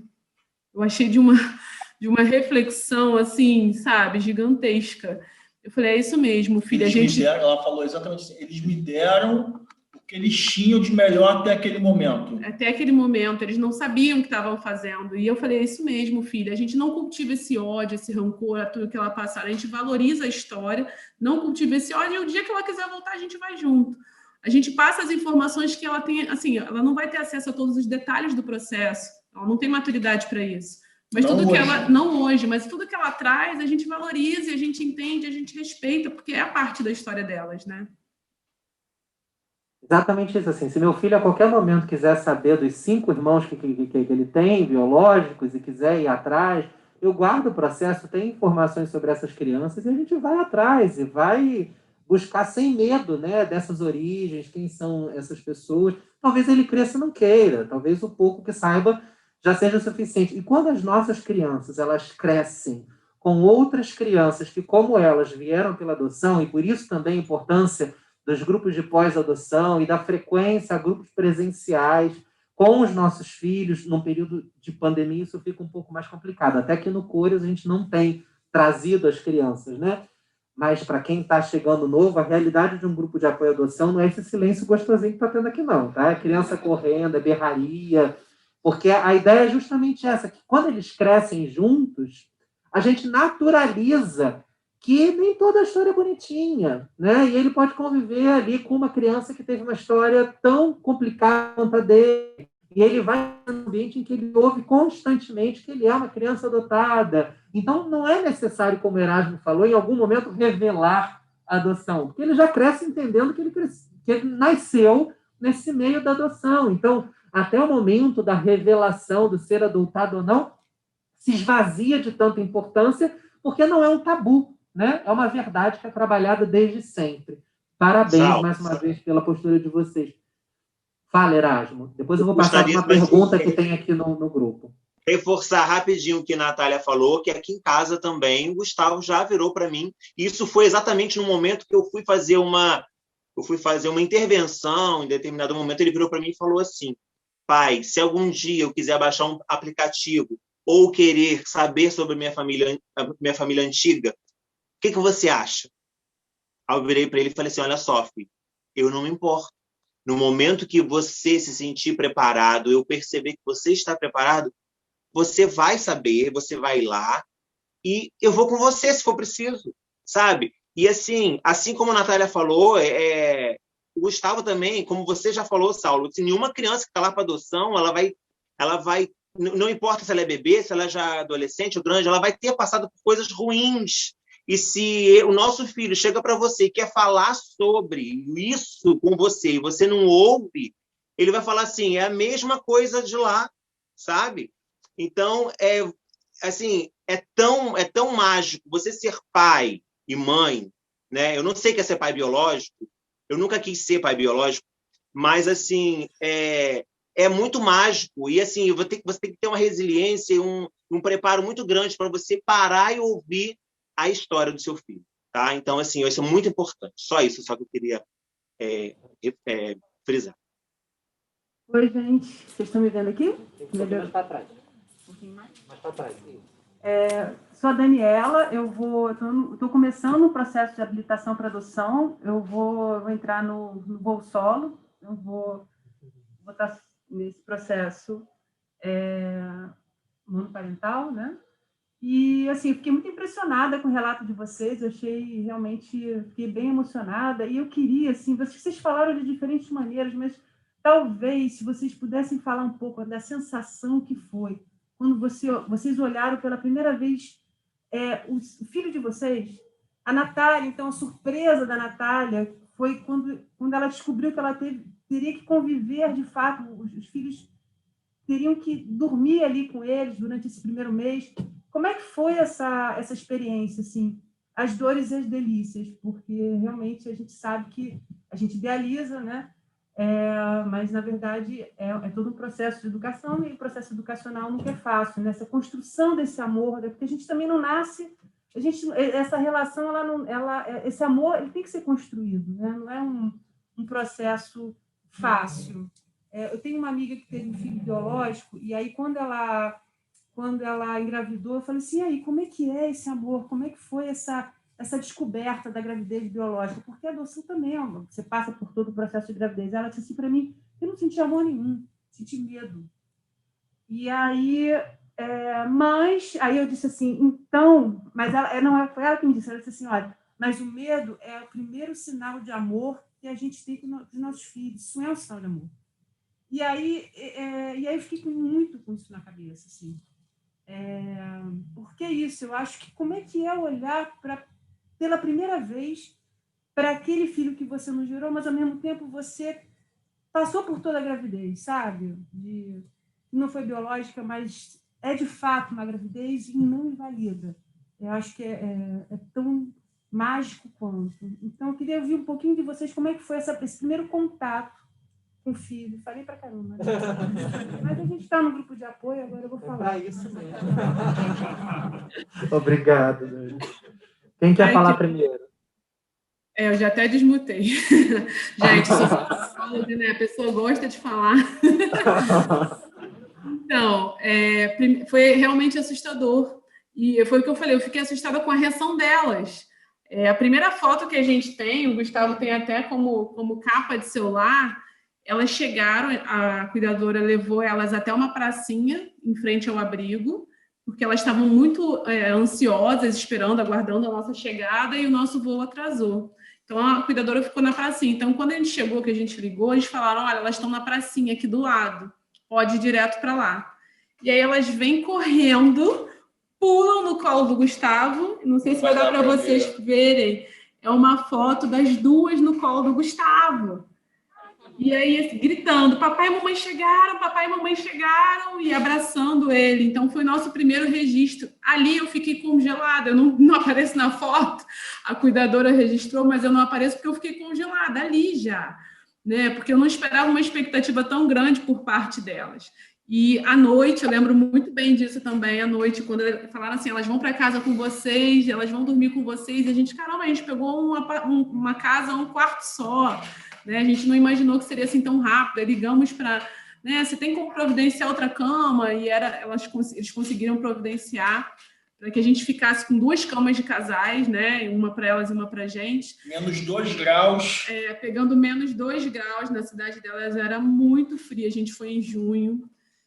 Gente, então, carioca, acostumada com Rio 40 graus, né? E aí eu lembro muito à noite, Daniela, se eu não me engano, quando eu olhei para elas dormindo, e eu falei assim, uau, elas estão aqui, é real, sabe? Então, assim, nossa, foi inesquecível, né? De você ver a concretização de um sonho. E algo que a gente sempre escuta no café é que todo filho precisa ser adotado, independente da idade que ele chega, né? O amor, assim como em qualquer relacionamento, ele é construído. E aí a gente bate esse medo, esse pânico que deve bater em qualquer gestação, em qualquer filho biológico, né? Quando você se depara com aquele ser indefeso, e ali eu estava vendo para duas recém-nascidas, para mim, né? E agora elas têm uma história, uma bagagem, a gente precisa ressignificar tanta coisa. E eu falei, agora aí a gente tira a força. A gente, no caso, eu fico imaginando monoparental, né? Porque eu e o Gustavo, a gente se olhava assim, vai, agora é com você, agora sou eu, a gente se dividia, né? Eu imagino Erasmo e como que não deve ser essa loucura toda. E não bate sininho, né? Ah, é um encontro mágico, não tem nada disso.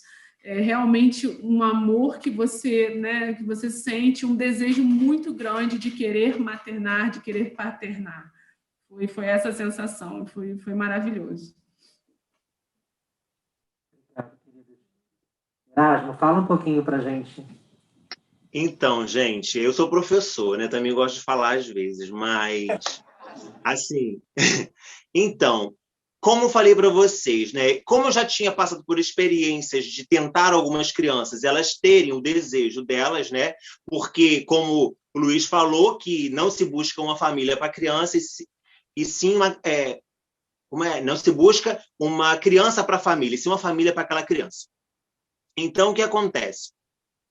Eu já tinha feito contato com a criança, com a cegonha e tal, e naquele ano, né, foi 2020 para 2021, eu estava no processo ali de mudança do CNA para o SNA e não me chamaram, porque estava naquele processo de mudança. Enfim, olhei para o Gustavo, me encantei por ele, mas até encontrar, né, eu também, assim, não vou dizer para vocês assim, eu entrei em contato, achei ele bonitinho, né? Olhei para ele, enfim. Aí comecei a olhar, olhei ele no primeiro dia da conversa com a equipe lá do abrigo e do fórum. Olhei, vi aquele sorriso bonito, né? Os cabelos dele, olhei também, assim, aí me bateu medo, porque é assim, gente, é aquilo que eu falei, assim, o desejo de ser pai e ser mãe é lindo, a gente deseja, a gente idealiza, sim, só que com os pés no chão, porque não é fácil ser pai nem mãe, tá? Aí tá, fui para São Paulo, depois de ter 1 mês e 1 semana conversando virtualmente, quando eu fico escondido atrás de um carro e a assistente social desce com ele a rampinha para a gente se encontrar, porque foi gravado lá na cidade para poder fazer uma campanha de adoção tardia. Quando eu vejo o Gustavo, né, meu filho, descendo com a mochilinha nas costas e com a bolsinha, uns brinquedinhos, alguma coisa assim, quando eu olhei para ele, sinceramente, gente, olha, eu abri a cara chorando, e isso eu só de lembrar que agora me emociona. Aí tá, eu fui, olhei, comecei a chorar, não aguentei e tal, e aí a gente fez o nosso encontro, deu um abraço muito forte para ele, e eu com aquele medo dentro de mim, falei assim, e agora? Se ele falar assim, que eu não quero ir com você, né? Eu pensei, eu não quero ir com você, porque ele só tinha me visto pela internet. E aí eu fui, depois passou o tempo, falei assim, está feliz, filho? Aí ele foi, porque na segunda semana, a gente conversando, ele me chamou de pai, né? E não foi nada, foi tudo ele que quis me chamar de pai. Aí eu falei, está feliz, filho? Aí ele falou, tô. Aí o que você está sentindo? Ele, muita vergonha. Eu com medo dele me negar, né? E ele com vergonha de mim. Mas também aquilo, né, gente? A gente coloca a mão na nossa consciência. Como um homem sai daqui do Rio de Janeiro, com 38 anos, para buscar um menino de 11 anos lá em São Paulo. Aí eu me coloco, eu com medo, com 38 anos, imagina uma criança de 11 anos com medo. Mas assim, como eu falei e repito, gente, foi a melhor coisa que eu fiz na minha vida. Tem os meus perrengues aqui de vez em quando, fala alto comigo, aí eu tenho que fazer as minhas intervenções, mas assim, é a melhor coisa, é o meu melhor amigo, é o meu companheiro. Quando eu ouço dele, por exemplo, pai, quando você ficar velhinho, eu vou cuidar de você, enfim, muitas outras coisas, e assim, é um amor enorme, sabe? Como eu falei para vocês anteriormente, hoje, o amor que eu sinto por ele é muito maior do que eu sentia lá atrás. Ele chegou sem saber ler, sem escrever, com 11 anos, eu tive que alfabetizar. Então, assim, nosso vínculo foi se formando muito maior. Ele é uma criança também que assim, ouve, sabe? Então, assim, ele tem as pirraças dele. Mas, assim, gente, foi muito emocionante. Hoje em dia eu me pego, às vezes, me perguntando se realmente sou pai, né? Porque a ficha ainda não caiu, sabe? Mas, assim, foi muito emocionante naquele momento, né? Naquele momento mesmo que eu o vi descendo a rampa, é como se tivesse vindo ao mundo com 11 anos de idade. Aí, realmente, aí é como se eu tivesse pego o meu bebê no colo, como se fosse, né? O homem lá com a mulher, ou a mulher pegando o bebê no colo e eu abrindo minha cara chorando. Mas foi muito emocionante. A gente já estourou o tempo, mas tem 2 perguntinhas aqui. Uma está aí no chat, Erasmo. Qual foi o maior desafio depois que seu filho chegou a casa? Eu só peço, Erasmo, para a gente tentar ser mais conciso, por causa do tempo que a gente já estourou. Ok. Então, quando ele chegou em casa, teve os momentos de, assim, daquilo, né? Como a Natália falou, dele chegar um pouco agressivo, de não querer ouvir, porque, assim, por tudo que ele passou, né? Ele né, era maltratado, enfim, muitas coisas ruins. Ele chegou a levar uma facãozada na cabeça. Enfim, eu estou falando isso pela primeira vez, mas eu acho que tem que falar a realidade, né? E ele me conta isso, ele me contou isso. Enfim. E, assim, no primeiro momento, ele pulou a janela, um dia, ele pulou a janela, aí eu fui, chamei ele, conversei com ele, falei para ele que não era assim que se fazia, que não se pula a janela. Depois disso, nunca mais ele fez. Ele chegou a falar para mim que eu não era o pai dele, que ele me odiava, ele não sabia escrever. Ele escreveu no papel assim, eu te odo. Aí eu falei assim para ele, o que significa isso, Gustavo? Ele, você sabe ler, você leia. Aí eu falei assim, não, mas eu quero ouvir da sua boca. Aí ele, eu te odeio. Aí eu falei assim, você pode falar o que você quiser, você é meu filho, eu não vou desistir de você. Pronto. E nunca mais ele... hoje em dia ele tem as pirraças dele, fala alguma coisa ou outra, mas eu falo assim, Gustavo, não é assim que se faz. Entendeu? E aí as coisas se ajeitaram, mas no início teve isso, sim, de ouvir que eu não era o pai dele, mas isso eu aprendi no grupo que eu poderia ouvir. Então, eu levei na maior naturalidade, porque também ele estava expondo para fora toda a angústia dele, todo o mal que ele tinha passado, enfim, e aí as coisas foram acertando. Mas, assim, eu sempre disse para ele que qualquer coisa que ele fizesse, dissesse para mim, não ia impedir não ia fazer com que eu desistisse dele. E assim a gente faz até hoje. Gustavo está escrevendo aí que a caçula fez as malas, né? E disse, as malas cheias de boneca, e disse que ia voltar para o sul. Não precisa ser adotado para fazer essas pirraças, gente. Eu também já falei essas coisas todas para os meus pais, eu sou filho biológico. Inclusive, eu desejava que meu irmão não fosse realmente filho deles, mas não teve jeito, é mesmo. Meninos, eu queria então fazer uma última pergunta para o Gustavo e para a Natália. É o seguinte, fala para a gente um pouquinho de como é a experiência com a família extensa.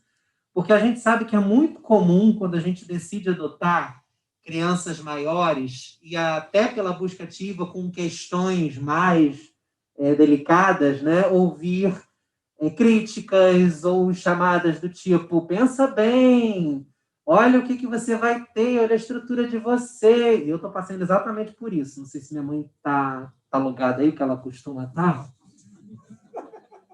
Não é recado para você não, tá, mãe? Agora eu estou até vendo aqui, tá todo mundo vendo que eu estou passando para ver se minha mãe tá, gente. Tadinho, tá não, posso falar. Eu estou passando exatamente por isso. Porque vou abrir para vocês aqui, eu fui essa semana, deixa eu ficar aqui na frente para vocês me verem, dividi com a minha mãe e com o meu irmão, que são a minha família extensa, mais próxima, né? Que eu estou pensando em ampliar meu perfil, sim, para algumas outras questões de necessidades especiais específicas, mas é uma adoção monoparental. E eu refleti que eu não posso tomar uma decisão dessa unilateral sem dividir isso com a minha mãe e com o meu irmão, que são as primeiras pessoas que eu vou recorrer numa necessidade, né? E vocês imaginam, eu, coordenador de grupo de apoio à adoção, militante da adoção há anos, eles caminham comigo, né? E eu ouvi coisas deles, que são pessoas que estão comigo há muito lado, que se eu ouço deles, vocês devem ter ouvido também, né? Então, é nesse sentido que eu queria ouvir Gustavo e Natália, para a gente poder encerrar, como é que foi a relação com a família extensa quando vocês contaram dessa experiência ou quando as crianças chegaram? Então, né, no começo, a nossa família ficou com medo. A gente mora no mesmo prédio que meus sogros. A gente mora de fundo, os meus sogros moram de frente. E quando a gente resolveu adotar, que a gente começou o processo de adoção, a família não achava que seria tão rápido. Muitos falavam assim, não, você engravida antes, Natália. Vocês vão engravidar antes, não sei o quê. A minha avó falou logo assim, a minha avó é a tua avó, né? Falou logo assim, vem cá, você é oca? Você não pode ter filho? Algumas pessoas foram bem assim, bem duras. Olha, vocês estão procurando... Vocês estão arrumando sarna para se coçar. Algumas pessoas foram bem duras, né? O que vocês estão arranjando, entrando na adoção, né? Não sabe a idade da criança. As pessoas foram bem duras com a gente. A índole, né? A natureza. Mas, porém...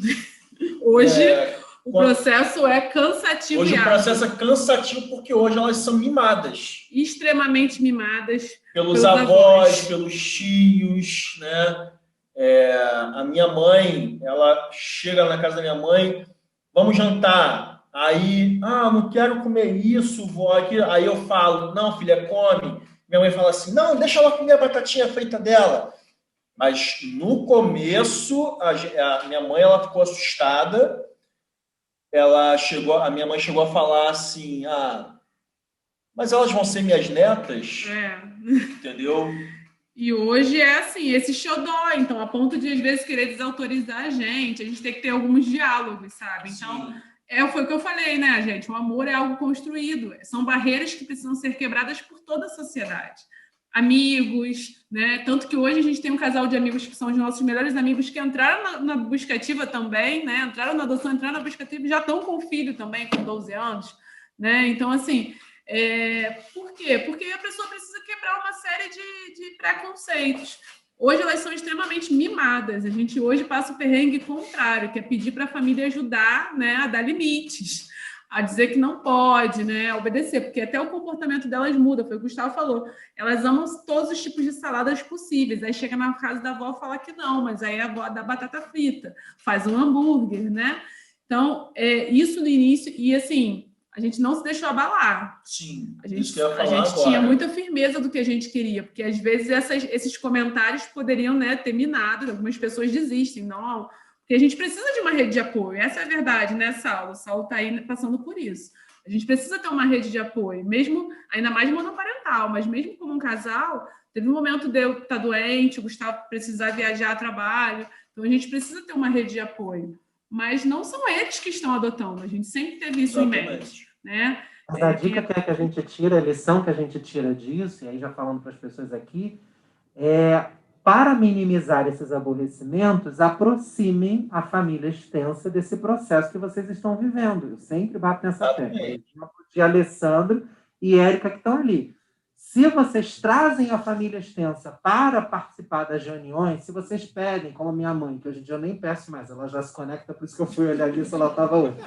Quando vocês convidam a pessoa, manda o link, se inscreve, participa. Quando você traz a família extensa para participar desses momentos com vocês, pedagogicamente eles estão ouvindo, estão aprendendo, estão apreendendo informações e minimiza essa curva de aprendizado quando as crianças chegarem. Porque senão vocês vão ter que reviver essas questões todas que vocês estão tratando aqui, já podendo ter vivido isso com os seus pais, com seus irmãos, tá? Então, o grupo de apoio à adoção não é só para vocês que estão querendo se habilitar. O grupo de apoio à adoção é para toda a família nuclear e família extensa, tá bom? Meninos, muito obrigados. Né? Não era para ver essa situação, mas a adoção dele foi interfamiliar. Eu tinha 2 primas, né, que foram adotadas. Então, assim, a concepção de adoção era, antigamente, né, de alguma pessoa que você pega para criar, entendeu? Então, acho que é isso também que a gente precisa trazer essa informação, né? Natália, Gustavo e Erasmo, muito obrigado pela participação de vocês. A gente vai encerrar a conexão virtual hoje. Não temos grupo de pós. A Roberta passou mal, não teve condição nem de vir aqui no presencial. Então, a conexão ela se mantém quando tem o pós-adoção. E hoje, excepcionalmente, não vai ter. Ao pessoal do Cores que está aí no virtual, lembrando que mês que vem é mês de aniversário do Cores, é uma reunião comemorativa. A gente vai fazer alguns combinados aqui sobre essa reunião comemorativa e a gente depois passa no grupo de WhatsApp. Vocês, Natália e Gustavo, que são aqui do Rio de Janeiro, se quiserem, puderem vir prestigiar o aniversário do Cores, serão muito bem-vindos. A gente já está com reunião presencial, se quiser se organizar, a primeira sexta-feira de agosto. Erasmo, a gente pode mandar um pedaço de bolo por Sedex. Não acho que vai chegar pronto. Muito obrigado. Mas a gente pode mandar, tá? Muito obrigado por vocês terem vindo. E eu queria pedir para cada um de vocês uma frase rápida, uma mensagem sobre busca ativa para quem está aqui ouvindo vocês, para encerrar. Se não fosse a busca ativa, eu não teria minha família.